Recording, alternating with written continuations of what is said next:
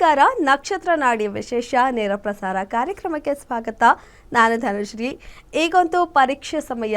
March April ತಿಂಗಳಲ್ಲಿ ಸಾಕಷ್ಟು ಎಕ್ಸಾಮ್ಸ್ಗಳು ನಡೆಯುತ್ತೆ. ಚಿಕ್ಕ ಮಕ್ಕಳಿಂದ ಹಿಡಿದು ಕಾಲೇಜ್ ಆಗಿರ್ಬೋದು, ಎಲ್ರಿಗೂ ಕೂಡ ಎಕ್ಸಾಮ್ಸ್ ಸಮಯ ಆಗಿದೆ. ಹಾಗಾಗಿ ಈ ಕೆಲವೊಂದು ಮಕ್ಕಳಿಗೆ ಎಷ್ಟೇ ಓದಿದ್ರು ಕೂಡ ನೆನಪಲ್ಲಿ ಇರೋದಿಲ್ಲ, ಒಂದು ಪ್ರಾಬ್ಲಮ್ ಇರುತ್ತೆ. ಹಾಗಾಗಿ ಅದಕ್ಕೆ ಯಾವ ರೀತಿ ಏನು ಮಾಡಬೇಕು, ಓದಿದ್ದು ತಲೆಯಲ್ಲಿ ಉಳಿಬೇಕು, ನೆನಪಿರಬೇಕು ಅಂದರೆ ಏನು ಮಾಡಬೇಕು, ಅದರಲ್ಲಿ ಜ್ಯೋತಿಷ್ಯದಲ್ಲಿ ಏನಾದರೂ ಅದು ಪ್ರಾಬ್ಲಮ್ ಅಥವಾ ಅದಕ್ಕೆ ಏನಾದರೂ ಸೊಲ್ಯೂಷನ್ ಇದೆಯಾ ಅನ್ನೋದ್ರ ಜೊತೆಗೆ ಇನ್ನು ಹೈಯರ್ ಸ್ಟಡೀಸ್ ಕೂಡ ಮಾಡಬೇಕು ಅಂದ್ಕೊಂಡಿರ್ತಾರೆ. ಡಾಕ್ಟರ್ ಆಗಿರ್ಬೋದು, ಇಂಜಿನಿಯರಿಂಗ್ ಆಗಿರ್ಬೋದು, ಅದೆಲ್ಲ ಯಾವ ರೀತಿ ತಿಳ್ಕೊಳ್ಳೋದು ಆಗುತ್ತೋ ಇಲ್ವೋ, ಎಲ್ಲ ವಿಚಾರಗಳ ಬಗ್ಗೆ ಇವತ್ತಿನ ಕಾರ್ಯಕ್ರಮದಲ್ಲಿ ಮಾಹಿತಿಯನ್ನು ತಿಳಿಸ್ಕೊಡ್ತಾರೆ. ಹಾಗೆ ಇದೇ ಏಪ್ರಿಲ್ 20ನೇ ತಾರೀಕಿಂದ ಜ್ಯೋತಿಷ್ಯ ಶಾಸ್ತ್ರದ 112ನೇ ಬ್ಯಾಚಸ್ ಶುರು ಆಗ್ತಿರೋದು. 6,999 ತುಂಬ ಕಡಿಮೆ ಮೊತ್ತದಲ್ಲಿ ನಿಮ್ಮ ಭವಿಷ್ಯವನ್ನು ತಿಳ್ಕೊಳ್ಬೋದು. ಏನು ನಮ್ಮ ಕಾರ್ಯಕ್ರಮಕ್ಕೆ ಕರೆ ಮಾಡಿ ನಿಮ್ಮ ಡೇಟ್ ಆಫ್ ಬರ್ತ್ ಹೇಳಿ ಕೇಳ್ತೀರಾ, ಹಾಗಾಗತ್ತಾ ಹೀಗಾಗತ್ತಾ ಅಂತ, ಅದನ್ನೇ ನೀವು ಜ್ಯೋತಿಷ್ಯ ಕಲಿತ್ಕೊಂಡ್ರೆ ಸ್ವತಃ ನೀವೇ ತಿಳ್ಕೊಳ್ಬೋದು. ನಿಮ್ದಾಗಿರ್ಬೋದು, ನಿಮ್ಮ ಮನೆಯವ್ರದ್ದಾಗಿರ್ಬೋದು, ಮಕ್ಕಳಾಗಿರ್ಬೋದು, ಎಲ್ಲರದ್ದು ಕೂಡ ನೀವೇ ತಿಳ್ಕೊಳ್ಬೋದಾಗಿದೆ. ಸೊ ಇದೇ 20ನೇ ತಾರೀಕಿಂದ ಮಿಸ್ ಮಾಡದೆ ಬನ್ನಿ. ಹಾಗೆ ಜ್ಯೋತಿಷ್ಯ ಕ್ಲಾಸಲ್ಲಿ ನೀವು ಏನು ಕಲಿತೀರಾ ಅನ್ನೋದ್ರ ಬಗ್ಗೆ ಏಪ್ರಿಲ್ 11ನೇ ತಾರೀಕು ಒಂದು ಫ್ರೀ ಕ್ಲಾಸ್ ಇರುತ್ತೆ. ಸ್ಕ್ರೀನ್ ಮೇಲೆ ಕಾಣ್ತಿರೋ ನಂಬರ್ಗೆ ನೀವು ಕಾಂಟ್ಯಾಕ್ಟ್ ಮಾಡಿ ಫ್ರೀ ಕ್ಲಾಸ್ ಜಾಯ್ನ್ ಆಗಿ ಆ ಕ್ಲಾಸಸ್ಸಲ್ಲಿ ನೀವೇನೆಲ್ಲ ವಿಚಾರ ಕಲ್ತ್ಕೊಳ್ತೀರಾ ಅನ್ನೋದ್ರ ಬಗ್ಗೆ ಅವತ್ತಿನ ಕ್ಲಾಸಲ್ಲಿ ತಿಳ್ಕೊಂಡು, ಹಾಗೆ ನಿಮ್ಮ ಡೌಟ್ಸ್ ಏನಿದ್ರು ಕೂಡ ಗುರುಜಿ ಅವ್ರ ಹತ್ರ ಅದಕ್ಕೆ ಕ್ಲಾರಿಫಿಕೇಶನ್ ತಗೊಳ್ಬೋದು. ಹಾಗೆ ಜೊತೆಲಿ ನಮ್ಮ ಕಾರ್ಯಕ್ರಮದಲ್ಲಿ ಇವತ್ತಿದ್ದಾರೆ ಪಂಡಿತ ದಿನೇಶ್ ಗುರುಜಿ ಅವರು. ಅವ್ರನ್ನ ಕಾರ್ಯಕ್ರಮಕ್ಕೆ ಸ್ವಾಗತ ಮಾಡೋಣ. ಗುರುಜಿ ನಮಸ್ತೆ, ಕಾರ್ಯಕ್ರಮಕ್ಕೆ ಸ್ವಾಗತ. ಓಂ ಶ್ರೀ ಗುರುಭ್ಯೋ ನಮಃ. ಹರಿ ಓಂ. ಜ್ಞಾನಾನಂದಮಯಂ ದೇವಂ ನಿರ್ಮಲ ಸ್ಫಟಿಕಾಕೃತಿಂ ಆಧಾರಾಂ ಸರ್ವವಿದ್ಯಾನಾಂ ಹಯಗ್ರೀವ ಉಪಾಸ್ಮಹೆ. ಓಂ ನಮೋ ಭಗವತೆ ವಾಸುದೇವಾಯ. ಓಂ ನಮೋ ನಾರಾಯಣಾಯ. ನಮಸ್ಕಾರ.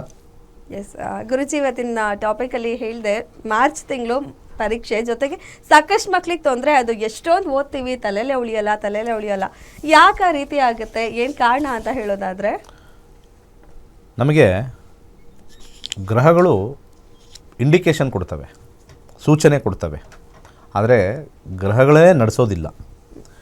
ಈಗ ಚಾಕ್ಲೇಟ್ ಇಟ್ಟಿರುತ್ತೆ, ಗ್ರಹ ಒಂದು ಚಾಕ್ಲೇಟ್ ಇಟ್ಟಿರುತ್ತೆ. ತಿಂದರೆ ಚಾಕ್ಲೇಟು ಗ್ರಹ ಮಾಡಿಸಿದ್ದು ಅಂತ ಹೇಳ್ತೀವಿ.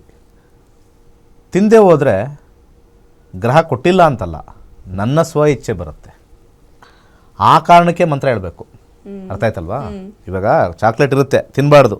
ನಮಗೆ ಕಲ್ಲು ಅಲ್ಲು ಏನೋ ಬರುತ್ತಲ್ಲ, ಕಲ್ಲೇನೋ ಬರ್ತದಲ್ಲ, ಉಳುಕ್ ಅಂತಾರೆ, ಅದು ಉಳುಕಲ್ಲು ಆನಿಕಲ್ಲು, ಉಳುಕಲ್ಲು. ಆ ಉಳುಕಲ್ಲು ಇರ್ತಕ್ಕಂಥ ಒಂದು ವಿಚಾರದಲ್ಲಿ ನಾವು ನೋಡಿದಾಗ ಚಾಕ್ಲೇಟ್ ತಿಂದರೆ ಬರುತ್ತೆ ಅಂತ. ಚಾಕ್ಲೇಟ್ ಇಟ್ಟಿರ್ತಾನಪ್ಪ ದೇವರು, ಅವನ ಕೆಲಸ ಏನು? ಅವನ ಕೆಲಸ ಕೊಡೋದಷ್ಟೇ, ತಿನ್ನೋದು ಬಿಡೋದು ನಿನ್ನ ಕರ್ಮ ಅಂತ ಬಿಡುತ್ತೆ. ಸೊ ಈ ರೀತಿ ಗ್ರಹಗಳು ತಮ್ಮ ಕಾರಕತ್ವ ಅಂತ ನಾವು ಏನು ಕರಿತೀವಿ, ಸಿಗ್ನಿಫಿಕೆನ್ಸ್ ಕೊಡುತ್ತೆ. ನಾವು ಅದನ್ನು ತೊಗೊಳ್ಬೇಕಾ ಬಿಡಬೇಕಾ ಅಂತ ಹೇಳಿ ನಮ್ಮ ವಿವೇಕಕ್ಕೆ ಬಿಡಬೇಕು. ಈಗ ನಾವು ಹೇಳ್ತೀವಿ ಮಕ್ಕಳಿಗೆ, ಕೆಲವು ಗ್ರಹಗಳು ಸ್ವಲ್ಪ ನೆಗೆಟಿವ್ ಆಗಿ ಅವ್ರಿಗೆ ಮೈಂಡ್ಗೆ ಇಂಪ್ಯಾಕ್ಟ್ ಆಗಿರುತ್ತೆ. ನೋಡಪ್ಪ ನೀನು ಚೆನ್ನಾಗಿ ಓದಿದ್ರೆ ಚೆನ್ನಾಗಾಗುತ್ತೆ ಅಂತ. ಕೆಲವ್ರಿಗೆ ಏನೂ ಹೇಳೋದೇ ಬೇಡ, ಅವರೇ ಅಮ್ಮ ನಾನು IAS ಆಗಬೇಕು, ಅಮ್ಮ ನಾನು ಇಂಜಿನಿಯರಿಂಗ್ ಮಾಡ್ತೀನಿ. ಕೆಲವು ಗ್ರಹಗಳು ಪ್ರಚೋದನೆ ಮಾಡುತ್ತೆ, ಅದಕ್ಕೆ ಪುಷ್ ಮಾಡ್ತೀವಿ. ಕೆಲವು ಗ್ರಹಗಳು ಪ್ರಚೋದನೆ ಮಾಡಲ್ಲ, ಅದನ್ನು ಪುಷ್ ಮಾಡಬೇಕಾಗತ್ತೆ ಪೋಷಕರು ಮತ್ತು ಅವರು. ಇದು ಜ್ಯೋತಿಷ್ಯದಲ್ಲಿ ಬಂದಿರತಕ್ಕಂಥ ಕರ್ಮಫಲ. ಕರ್ಮಾನುಸಾರ ಸುಲಭವಾಗಿದೆಯಾ ಕಲಿಯೋದು ಅಥವಾ ಕರ್ಮಾನುಸಾರ ಕಷ್ಟವಾಗಿದೆಯಾ ಕಲಿಯೋದು ಅಂತ. ಯಾವಾಗ ನೀವು ಜ್ಯೋತಿಷ್ಯ ಕಲಿತೀರಾ ಆವಾಗ ನನ್ನ ಮಕ್ಕಳು ಚೆನ್ನಾಗಿ ಓದ್ತಾರಾ ಇಲ್ವ ಅಂತ. ತುಂಬ ಜನ ಈ ನ್ಯೂಮರಾಲಜಿಗೆ ಹೋಗ್ಬಿಡ್ತೀರಿ ನೀವೆಲ್ಲ.